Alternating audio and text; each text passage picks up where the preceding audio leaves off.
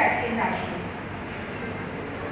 আমাদের কোভিডে কেন ভ্যাকসিন এসেছিল, এত ফেটালিটি, এত মানুষ মরে যাচ্ছিল, তখন যোগাযোগ করে ভাইরাসটাকে আইডেন্টিফাই করে ভাইরাসের আগেনস্টে অ্যান্টিবডি বার করে ভ্যাকসিনটা আনা হলো। এটাই একমাত্র ক্যান্সার যেটা জানা গেছে যে একটা ভাইরাস থেকে হয়। ভাইরাসটার নাম হচ্ছে HPV virus, human papilloma virus. এই জন্য ওই ভাইরাসটার আগেনস্টে, ওই ভাইরাসটাকে স্টাডি করে ওই ভাইরাসটার আগেনস্টে যদি আমরা ভ্যাকসিনেট করে নিতে পারি মহিলাদের, তাহলে আমরা ওই এইচপিভি ইনফেকশনের জন্য কি কি হতে পারে ওই ইনফেকশনগুলোকেও আমরা কমাতে পারবো, প্লাস ক্যান্সারটাকেও কমাতে পারবো। এই জন্য ওই ভ্যাকসিনটা এসছে। সার্ভাইকাল ক্যান্সার যখন ডায়াগনোসিস হয় তখন অনেক লেট স্টেজে হয়, ইউজুয়ালি ব্লিডিং হতে থাকে, অনেকে নেগলেক্ট করে, গেলাম না, এই কালকে দেখাবো, আজকে দেখাবো, এই করে অনেক অ্যাডভান্স স্টেজ হয়ে যায়, তখন আমরা বুঝতে পারি সার্ভাইকাল ক্যান্সার। এই জন্য এটা ভ্যাকসিন আনা খুব দরকার ছিল, যেহেতু এত মোর্টালিটি, মানে আমরা তো বুঝতেই পারছি না, যখন ডায়াগনোসিস হচ্ছে স্টেজ 3 স্টেজ 4 তখন আর কিছু করা যাচ্ছে না। স্টেজ 2 এর আবার সার্ভাইকাল ক্যান্সার ধরা গেলে আর কিছু করা যায় না, রেডিওথেরাপি, কিমোথেরাপি ছাড়া। তাহলে এই ভ্যাকসিনটা যখন প্রিভেনশনটা আছে, যদি আমরা নিতে পারি, তাহলে আমরা 90 to 95% সাকসেস রেট হচ্ছে ভ্যাকসিনটা। আমরা আমাদের মেয়েদের, বাচ্চা মেয়েদের স্পেশালি, যাদের মধ্যে এখনো এইচপিভি এন্টারই করিনি, ওদের আমরা প্রোটেক্ট করতে পারবো। তাহলে over 200 women in India die from cervical cancer every day, এটা বুঝতে পারছেন নিশ্চয়ই। দেখুন সার্ভিক্সের জায়গাটা, ইউট্রাসের মাউথটা, ওখানে যে ইনফেকশনটা হয়েছে ওটাকে বলছে সার্ভাইকাল ক্যান্সার। প্রত্যেক দিন অ্যারাউন্ড 200 থেকে 250 মহিলা সার্ভাইকাল ক্যান্সারে মারা যাচ্ছে আজ অবধি। আর ইন্ডিয়াতে 1 woman dies from cervical cancer every 7 to 8 minutes।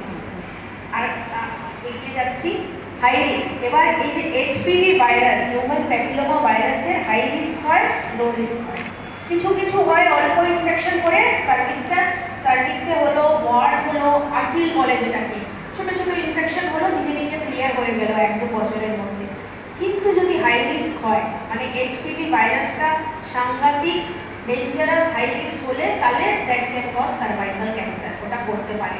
এই জন্য ভ্যাকসিন যেটা বেরিয়েছে, এই হাই রিস্ক ভাইরাসগুলোকে নিয়ে ওটাকে স্টাডি করে ভাইরাসটাকে ওর আগেনস্টে আমরা ভ্যাকসিনেট করছি। কার মধ্যে, এবার কাদের কাদের মধ্যে সার্ভাইকাল ক্যান্সার হতে পারে, যাদের খুব তাড়াতাড়ি বিয়ে হচ্ছে, আগেকার দিনে দেখা যেত 13-14 বছরে বিয়ে হচ্ছে, এখন যেহেতু কমেছে কিন্তু এখনও আছে, আমরা এখনও পেশেন্ট পাই যারা খুব আর্লি ম্যারেজ করে। আর্লি সেক্সুয়াল কন্ট্যাক্ট, যত তাড়াতাড়ি ম্যারেজ হবে ওদের ফিজিক্যাল লাইফ, সেক্সুয়াল লাইফ তাড়াতাড়ি স্টার্ট হয়ে যাবে। অনেকগুলো বাচ্চা হওয়া, 5টা 6টা 7টা 8টা বাচ্চা। কালকেই আমরা একটা পেশেন্ট পেয়েছি যার 12টা বাচ্চা। Reduced interval between the birth, 1 বছর হতে না হতে সেকেন্ড বেবি এসে গেছে, 1 বছর হতে না হতে সেকেন্ড বেবি এসে গেছে। কোনো কন্ট্রাসেপশন, কোনো ফ্যামিলি প্ল্যানিং কেউ ইউজ করছে না। আপনাদের শুনে অবাক লাগবে, কিন্তু এখনও আমরা এরকম পেশেন্ট পাই। মাল্টিপল সেক্সুয়াল পার্টনার্স, এগুলো নিশ্চয়ই আপনি কারণগুলো বুঝতে পারছেন, যদি না বুঝতে পারেন বলবেন, আমরা পরে আবার থেকে বলে দেবো। তাহলে এইগুলো হচ্ছে রিস্ক ফ্যাক্টর, মানে যারা এগুলো প্র্যাকটিস করে ওদের মধ্যে সার্ভাইকাল ক্যান্সারটা হতে পারে, ওরা হাই রিস্কে পড়ে যাচ্ছে। এই যেরকম আপনি যদি স্মোক করেন, আপনার কি ক্যান্সার হবে? Lung cancer. তাহলে এটা একটা রিস্ক ফ্যাক্টর। আপনি যদি অ্যালকোহল যদি বেশি খান, যদি বেশি মদ খান, তাহলে কি হবে? Liver cancer. এটা একটা রিস্ক ফ্যাক্টর। তাহলে এই 4টা রিস্ক ফ্যাক্টর হচ্ছে সার্ভাইকাল ক্যান্সার। এবার কি কি সিমটমস হতে পারে, কিভাবে প্রেজেন্ট করে, আপনি বুঝবেন কিভাবে যে আমাকে ডাক্তারের কাছে গিয়ে দেখাতে হবে? এক্সেসিভ হেভি ব্লিডিং, মানে অস্বাভাবিক বেশি ব্লিডিং হচ্ছে। ইররেগুলার ব্লিডিং, যখন তখন ব্লিড করছে, কোনো ঠিক নেই, আজকে হলো কালকে হলো, কোনো প্যাটার্ন ফলো হচ্ছে না। যে ম্যাডাম আপনাদের বোঝালেন 21 থেকে 35 দিন হচ্ছে নর্মাল ইন্টারভেল, ওর বাইরে ধরো 10 দিনে ব্লিডিং হয়ে গেল, 5 দিনে ব্লিডিং হয়ে গেল, 15 ডেজে ব্লিডিং হয়ে গেল, মানে এটাকে বলা হয় ইররেগুলার ব্লিডিং। অবশ্যই ডাক্তারের কাছে গিয়ে দেখাতে হবে।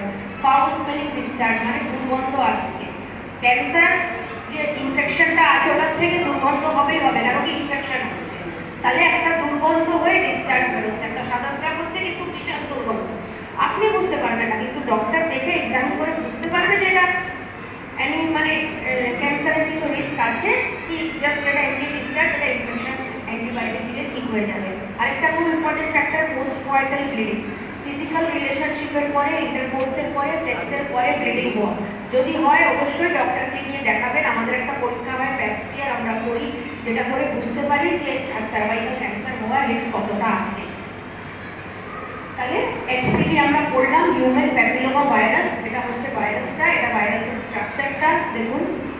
হিউম্যান প্যাপিলোমা ভাইরাস কি কি কজ করতে পারে? ওরোফ্যারিঞ্জিয়াল ক্যান্সার, এখানে ওরো ওরোফ্যারিন্স মানে এই জায়গাটাকে বলে ওরোফ্যারিন্স, যেখান থেকে আমরা দুধ দিই, ওরোফ্যারিন্সিয়াল ক্যান্সার কজ করতে পারে। সার্ভাইকাল ক্যান্সার বলে দিলাম।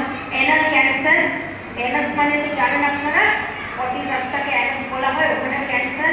জেনাইটাল ওয়ার্ডস, বাংলাতে আঁচিল বলে সম্ভবত, আঁচিল, আঁচিল, ওগুলো ছোটও হতে পারে, বড়ও হতে পারে, আবার দ্যাট ক্যান লিড টু ফিউচারে বড় ডিজিজও হতে পারে, কন্ডাইলোমাও হয়ে যেতে পারে। এটাও এইচপিভি দিয়ে হয়। পেনাইল ক্যান্সার, ছেলেদের মধ্যে পেনিসের ক্যান্সার পেনাইল ক্যান্সার, আর মেয়েদের মধ্যে আমাদের যে ভালভাটা থাকে, বাইরে যৌন অঙ্গটা থাকে, ওটা ক্যান্সারও কজ করতে পারে এইচপিভি। মানে আপনি এইচপিভি ইনফেকশন নিলে খালি যে সার্ভাইকাল ক্যান্সার প্রিভেন্ট হচ্ছে তা নয়, আপনি কিন্তু এতগুলো জিনিস থেকে প্রোটেকশন পাচ্ছেন। দেখুন কী কী জিনিস থেকে প্রোটেকশন, কেন কি কোনো না কোনো টাইপ অফ এইচপিভি এগুলোর রিস্ক ফ্যাক্টর। এবার প্রাইমারি প্রিভেনশন মানে কি হয়, আমাদের বলি আমরা প্রাইমারি প্রিভেনশন, সেকেন্ডারি প্রিভেনশন। জিনিসটা হওয়ার আগেই যদি আমি একটা কিছু ভ্যাকসিন বা দিয়ে দিতে পারি যাতে আমি ওর রিস্কটা অনেক কমিয়ে দিলাম, ওটাকে হচ্ছে প্রাইমারি প্রিভেনশন। তাহলে সব থেকে ভালো প্রাইমারি প্রিভেনশন হয় ভ্যাকসিনেশন। কোভিডেরও প্রাইমারি প্রিভেনশন হয়েছিল, আমাদের ভ্যাকসিন এসেছিল, আমরা ভ্যাকসিনেট করেছিলাম সবাইকে, তারপরে থেকে আমরা দেখলাম ডিজিজটা কমা চালু হয়ে গেল। এখানেও আমাদের এইচপিভি ভ্যাকসিনেশন, এটা হচ্ছে প্রাইমারি প্রিভেনশন। এবার এই যে আমরা করলাম হাই রিস্ক আর লো রিস্ক। হাই রিস্ক এইচপিভির মধ্যে পড়ে 16 আর 18, সব থেকে বেশি ডেঞ্জারাস টাইপ 16, 18। আরও দুটোকে নিয়ে নিলাম 6 আর 11। এই চারটেকে যদি আমি ভ্যাকসিনের মধ্যে দিয়ে দিই, এই চারটেকে, তাহলে ওটা বানিয়ে দিচ্ছে কোয়াড্রিভ্যালেন্ট ভ্যাকসিন। চারটে স্ট্রেন নিয়ে, মানে একটা টাইপ অফ ভ্যাকসিন যেটা চারটে এইচপিভির অ্যাগেন্স্টে প্রোটেকশন দিচ্ছে। আরেকটা হয় যেটা 9টা টাইপের অ্যাগেন্স্টে প্রোটেকশন দেয়, মোনোভ্যালেন্ট। গভর্নমেন্ট ওটাকে দিচ্ছে না, বা আমাদের দেশে খুব প্রচলিত নেই বলবো না, প্রাইভেটে দেওয়া হচ্ছে, কিন্তু ওটার দামটা অনেক বেশি। ওটা 9টা টাইপ অফ এইচপিভি অ্যাগেন্স্টে প্রোটেকশন দেয়। কিন্তু আপনারা কোয়াড্রিভ্যালেন্ট নিলেই যথেষ্ট, কারণ কি আমাদের মেন উদ্দেশ্য হচ্ছে সার্ভাইকাল ক্যান্সার প্রিভেন্ট করা, যেটা মেন হচ্ছে 16 নম্বর, 16, 18, 6, 11, এই চারটে এইচপিভি স্ট্রেন থাকে কোয়াড্রিভ্যালেন্ট ভ্যাকসিন। এবার কখন নেব, 9 থেকে 14 বছরের মধ্যে 2টো ডোজ দিলে হয়ে যায়। এখন একটা নিলাম যেটাকে বললাম 0 ডোজ, 6 মাস পরে আরেকটা নিলাম যেটাকে বললাম 606, 2টো ডোজ। এবার যদি 14 বছরের ওপরে হয়ে যায় আর 45 বছর অবধি 3টে ডোজ দিতে হবে, 0, 2, 6। 0 নিলাম, আবার 1 মাস মাঝখানে গ্যাপ দিয়ে আরেকটা নিলাম, আবার 4 মাস গ্যাপ দিয়ে 6 মান্থের থার্ডটা নিলাম, তাহলে 3টে ডোজ মিলিয়ে কোর্সটা কমপ্লিট হচ্ছে। কিন্তু 45 ইয়ার্সের উপরে দেওয়ার কোনো ইন্ডিকেশন নেই। এই জিনিসটাই বলে দিলাম ডোজটা। আচ্ছা, ছেলেদের ক্ষেত্রে ছেলেরাও জিজ্ঞেস করবে আমাদের ক্ষেত্রে কি, তাহলে ওরা কি নিতে পারবে? হ্যাঁ, এই যে মোনোভ্যালেন্ট ভ্যাকসিনটা আছে গার্ডাসিল 9, যেটা প্রাইভেটে দেওয়া হচ্ছে, অবশ্য গভর্নমেন্ট এটাকে কোনোখানেই কোনো সরকারি জায়গায় এখনো আনেনি, নাই কোথাও ফ্রিতে পাওয়া যায়। গার্ডাসিল 9টা নেওয়া যাবে। আর সার্ভাভ্যাক বলে ভ্যাকসিনটা, যেটা সিরাম ইনস্টিটিউট বানিয়েছে, এটা আমাদের ভারতের কোম্পানি বানিয়েছে। 9 থেকে 26 বছর অবধি ছেলেদের উপরে ট্রায়াল হয়েছে। 9 থেকে 26 বছর অবধি ছেলেরা সার্ভাভ্যাকটা নিতে পারবে, এর উপরে 26 বছরের উপরে নিতে পারবে না। আমরা কোনো ভ্যাকসিন, কোনো ওষুধ ট্রায়ালের বেসিসে দিই, এত এজ গ্রুপে ট্রায়াল হয়েছে, আমরা সাকসেসফুল পেয়েছি, আমরা দিচ্ছি। তাহলে আমাদের হাতে এখন গার্ডাসিল আর সার্ভাভ্যাক, এই দুটো ভ্যাকসিন আছে আমাদের দেশে। আচ্ছা, এটা কি অন্য ভ্যাকসিনের সাথে দেওয়া যেতে পারে? একদম দেওয়া যেতে পারে, কোনো অসুবিধা নেই। আর কি কি সাইড এফেক্ট হতে পারে আপনাদের এটাই প্রশ্ন থাকবে। অল্প খালি যে কোনো টিটেনাস নিলে হাতে কি হয়, হাতটা একটু 3-4 দিন আমরা তুলতে পারি না, এক্স্যাক্টলি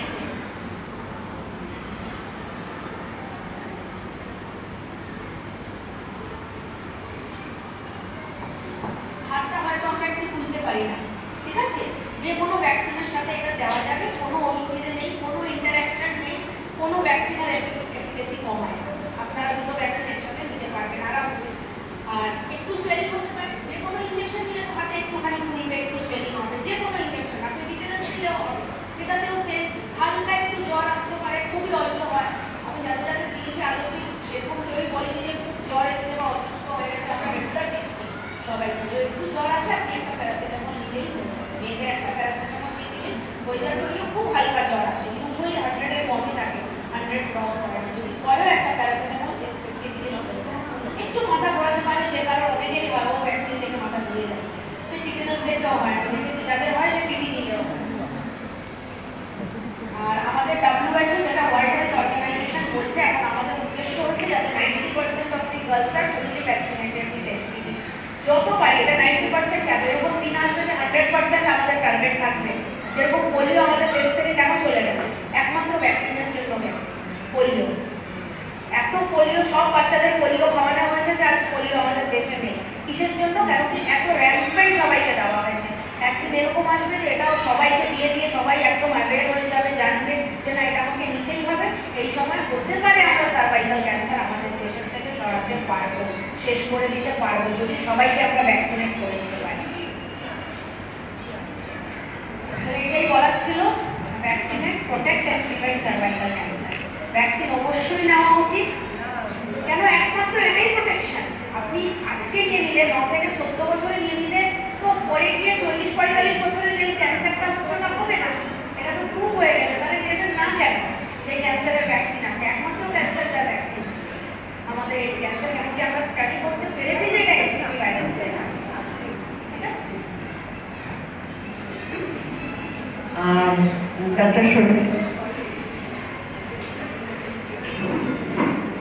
ডক্টর শর্মিষ্ঠা গাঙ্গুলি আপনাদের সার্ভাইকাল ক্যান্সার ভ্যাকসিনেশন নিয়ে বললেন।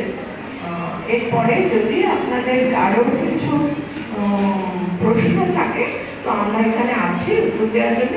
ইতিমধ্যে পিছন থেকে আমাদের ওই মেয়েদের যে হিমোগ্লোবিন পরীক্ষা এবং থ্যালাসেমিয়া পরীক্ষা করার তারাও এসে গেছে। আমাদের এই সভাটা হয়ে গেলে অনেকটাই অনুমতি দেবেন যে মেয়েদের আমরা নিয়ে আসবো ব্লাড টেস্ট করার জন্য। তার আগে কিছুক্ষণের জন্য আপনাদের যদি কোনো প্রশ্ন থাকে আপনারা করতে পারেন।